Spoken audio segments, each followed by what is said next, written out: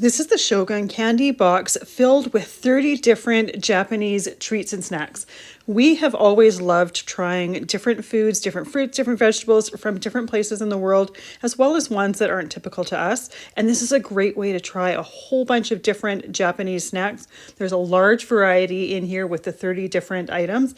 And I love the fact that there are some that are sweet, some that are savory. There's lots of different textures with them. So it's a great way to just try a bunch of unique and different things. We love these snack boxes like this that have so much different variety, and they're always so interesting and a lot of yummy snacks that we've found. I also love that this one has a little booklet included that gives you an idea of what these treats are, what these snacks are. You can check different information, ingredients, and make sure that it's something that you would like to eat before you try it.